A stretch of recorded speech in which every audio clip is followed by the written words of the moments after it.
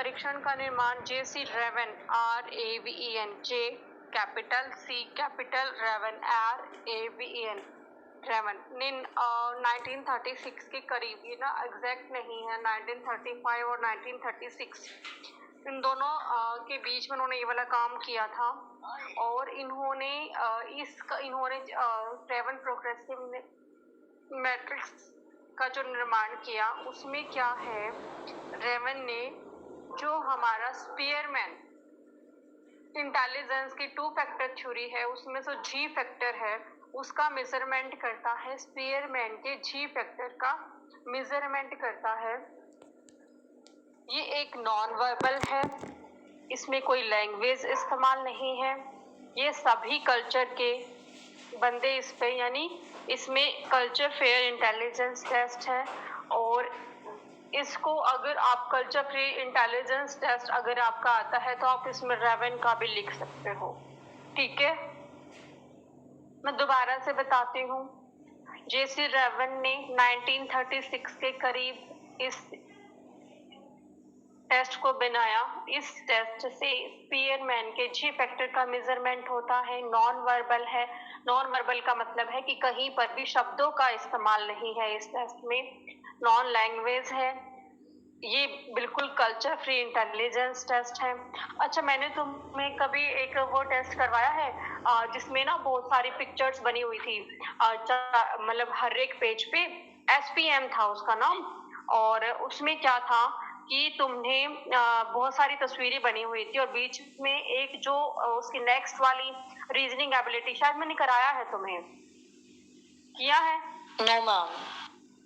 नहीं, जिसमें ना बच्चों पता है क्या है, मतलब बहुत सारी तस्वीरें दे रखी थी, ठीक है। जैसे तुम्हारे रीजनिंग के क्वेश्चन होते हैं, रीजनिंग के क्वेश्चन किस तरीके से होते हैं कि मतलब जियोमेट्रिक वाले की आप बहुत सारी तस्वीरें होती है तो नेक्स्ट वाली कौन सी होगी, या नेक्स्ट या फिर कोई पिक्चर्स थी उसमें से एक पार्ट गायब है तो उसमें से कौन सा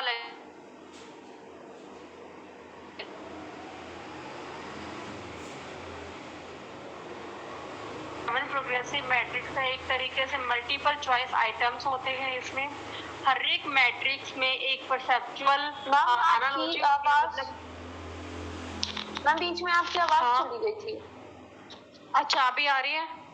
यस मैम, अभी आ रही है। ठीक है, मैं दोबारा से बता देती हूँ। रेवन प्रोग्रेसिव मैट्रिक्स एक मल्टीपल चॉइस आइटम्स होते हैं, यानी इसमें आपको बहुत सारे क्वेश्चन आइटम दे दिए जाते हैं जिसमें से हमें एक को सिलेक्ट करना होता है कि कौन सा हमारा आंसर है। एक तरीके से होता है कार्य का, क्योंकि हमें इसमें अच्छा हर एक आइटम में 3 कॉलम होते हैं और 2 रो होती है, ठीक है, यानी हमारे पास टोटल 5 होते हैं चित्र इसमें। और यहाँ पर उसको एक मीनिंग होता है हर एक पिक्चर का, कि जैसे कुछ तस्वीरें बनी है या कुछ भी है, जियोमेट्रिक तस्वीरें होती हैं, कोई मतलब ह्यूमन बीइंग ऐसी इस तरीके से नहीं होती, ना किसी एनिमल की, सिर्फ एक जियोमेट्रिक्स इस्तेमाल किए जाते हैं। अच्छा, इसमें से किसी एक चीज ना वो गायब होती है या मिस कर देते हैं तो नीचे ना वैकल्पिक, यानी हमारे मल्टीपल चॉइस में हमें आंसर दे रखे होते हैं जिसमें हमें उसमें से चूज करके ये लगाना होता है कि इसके आगे ये वाला आएगा। और इसमें लॉजिकल रिलेशनशिप ढूंढने की कोशिश की जाती है कि आपकी किस तरीके से वो इससे हमें जो हमारा सब्जेक्ट है उसकी लॉजिकल एबिलिटी को चेक किया जाता है। सेकंड वन, ये एक तरीके से स्पीयरमैन के जी फैक्टर का मेजरमेंट करते हैं। जो हमारी रेवन प्रोग्रेसिव मैट्रिक्स है इसके 3 फॉर्म है। एक है हमारा स्टैंडर्ड प्रोग्रेसिव मैट्रिक्स जो कि हमारे कॉलेज में भी है और तुम्हें कराया जाता है। स्टैंडर्ड प्रोग्रेसिव मैट्रिक्स, इसको बोलते हैं SPM। सेकेंड वन है हमारा कलर प्रोग्रेसिव मैट्रिक्स जिसको बोलते हैं CPM। फिर है हमारा third one advanced progressive matrix, इसको बोलते हैं APM। मैं दोबारा से तुम्हें बताती हूँ कि रेवन प्रोग्रेसिव मैट्रिक्स के 3 फॉर्म हैं। एक है हमारा स्टैंडर्ड प्रोग्रेसिव मैट्रिक्स जिसको बोलते हैं SPM। सेकेंड वन है हमारा कलर्ड प्रोग्रेसिव मैट्रिक्स जिसको बोलते हैं CPM, एंड थर्ड वन है हमारा एडवांस्ड प्रोग्रेसिव मैट्रिक्स, इसकी शॉर्ट फॉर्म है APM। यानी तीन हो गई हमारे पास SPM, CPM और APM। हिंदी में जो हमारा एडवांस प्रोग्रेसिव मैट्रिक्स है उसको बोलते हैं उच्चतर प्रोग्रेसिव। ठीक है, जो हमारे इन तीनों जो हमारे मैट्रिक्स हैं तो मैं इनके बारे में जल्दी से तुम्हें बता देती हूँ।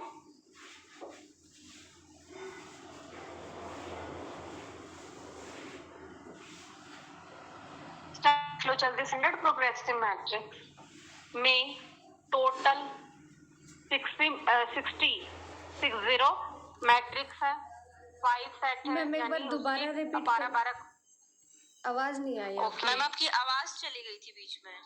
ओके, अभी आ रही है? यस मैम, अभी आ रही है बच्चा। ओके, मैं दोबारा से बताती हूँ। रेवन प्रोग्रेसिव मैट्रिक्स के 3 फॉर्म हैं।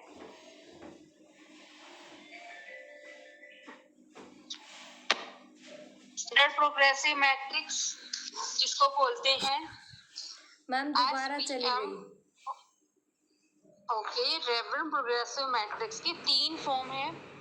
फर्स्ट वन है हमारा स्टैंडर्ड प्रोग्रेसिव मैट्रिक्स जिसकी शॉर्ट फॉर्म है SPM। सेकंड वन है हमारा कलर्ड प्रोग्रेसिव मैट्रिक्स जिसकी शॉर्ट फॉर्म है CPM। थर्ड वन है हमारा एडवांस्ड प्रोग्रेसिव मैट्रिक्स, इसकी शॉर्ट फॉर्म है APM। यानी हमारे पास 3 फॉर्म है SPM, CPM और APM। जब तुम कॉलेज हमारी क्लासेस लगेंगी तो तुम मुझे याद दिलाना, तो तुम इस टेस्ट को देखना जरूर। ठीक है, जो हमारी SPM है उसमें टोटल 60 मैट्रिक्स हैं जिसको 12-12 हिस्सों में बांटा हुआ है। यानी हर एक तरीके के क्वेश्चन 12 हैं, फिर दूसरे तरीके के 12 क्वेश्चन, फिर नेक्स्ट एक जैसे 12 क्वेश्चन, फिर जैसे 12, यानी एक जैसे बिल्कुल सेम नहीं लेकिन टाइप में। ठीक है, तो 5 सेट हैं, हर एक सेट में 12 क्वेश्चंस हैं और टोटल 60 मैट्रिक्स इसमें बोलते हैं। अच्छा, इसके लिए कम से कम जो जो 5 के 5 सेट हैं, इनको अगर हमें करना होता है, इनका सॉल्यूशन करना होता है तो एक ही प्रिंसिपल है इसमें, लेकिन इनका जो मैट्रिक्स है उनका जो डिफिकल्टी लेवल है वो अलग अलग होता है। इससे हमें जब हम इन 5 सेट का सॉल्यूशन करते हैं तो हमारी परसेप्शन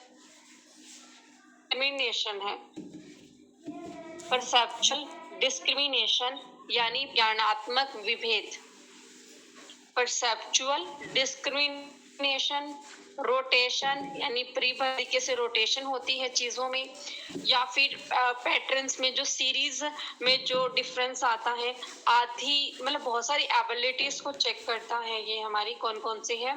परसेप्चुअल डिस्क्रिमिनेशन यानी हम देखने में कितना विभेद कर सकते हैं, कितना अलग कर सकते हैं। दूसरा रोटेशन, अगर चीजों की होती है तो हम कितना जल्दी उस चीज को पकड़ते हैं, या फिर किसी सीरीज में किसी पैटर्न में चेंज आ रहा है तो उसको भी इन एबिलिटीज को चेक किया जाता है। जो SPM होता है ये 5 साल से ऊपर के बच्चे तथा जो बड़े होते हैं मतलब वयस्कों की बुद्धि का मेजरमेंट करते हैं। ठीक है, SPM क्लियर है बच्चों? Yes ma'am. यस, ठीक है। नेक्स्ट वन में मैं जा रही हूँ CPM कलर प्रोग्रेसिव मैट्रिक्स। जो हमारा कलर प्रोग्रेसिव मैट्रिक्स है इसमें हमारे 12 मैट्रिक्स के 3 सेट है। ठीक है, लेकिन हमारा SPM था उसमें कितने सेट थे? 5। लेकिन CPM में हमारे कितने सेट हैं? 3। लेकिन वहां पे भी SPM में हर एक सेट में 12 क्वेश्चन थे और CPM में भी 3 सेट है और हर एक सेट में 12-12 क्वेश्चन है। सभी मैट्रिक्स हैं वो कलरफुल होते हैं। इसमें जो हमारी इसमें क्या होता है, इन जो SPM की मैट्रिक्स की कंपैरिजन में ये काफी इजी होती है कलर प्रोग्रेसिव मैट्रिक्स, इसके द्वारा हम 4 साल से लेकर 10 साल के बच्चों की इंटेलिजेंस का मेजरमेंट करते हैं। 4 साल से लेकर 10 साल के बच्चों की बुद्धि का मेजरमेंट करते हैं तथा लेकिन इसके अलावा जो 10 साल से ऊपर के बच्चे हैं उनकी, और लेकिन जो मेंटली रिटार्डेड हैं उनकी इंटेलिजेंस का मेजरमेंट करते हैं। मैं दोबारा से एक बार सीपीएम के बारे में बता देती हूँ। सीपीएम में 3 सेट है, हर एक सेट में 12-12 क्वेश्चन है, सभी मैट्रिक्स कलरफुल है और इसमें 4 साल से लेकर 10 साल के बच्चों की इंटेलिजेंस का मेजरमेंट किया जाता है। लेकिन जो 10 साल से ऊपर जो बड़े हैं लेकिन वो मेंटली रिटार्डेड हैं तो उनके इंटेलिजेंस का मेजरमेंट करने के लिए भी सीपीएम का इस्तेमाल किया जाता है। ठीक है, नेक्स्ट क्लियर है बच्चों CPM? Yes ma'am. Okay, next one है हमारा एपीएम, एडवांस प्रोग्रेसिव मैट्रिक्स। इसको हम बोलते हैं उच्चतर।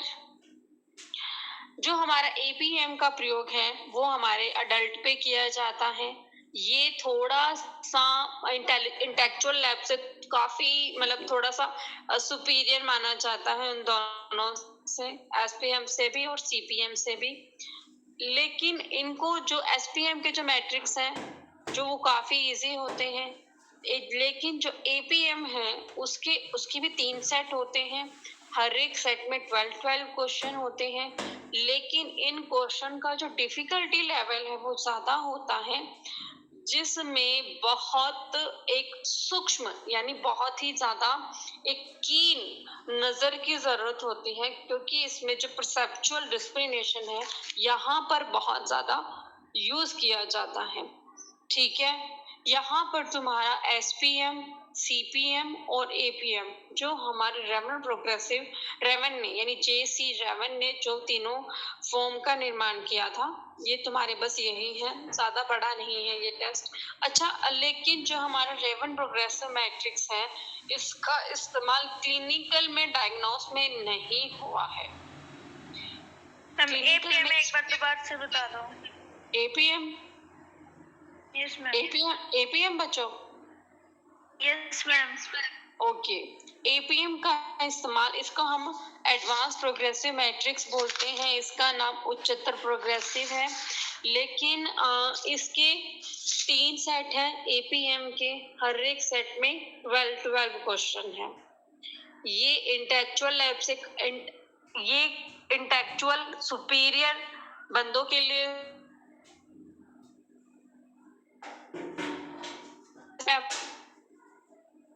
होता है।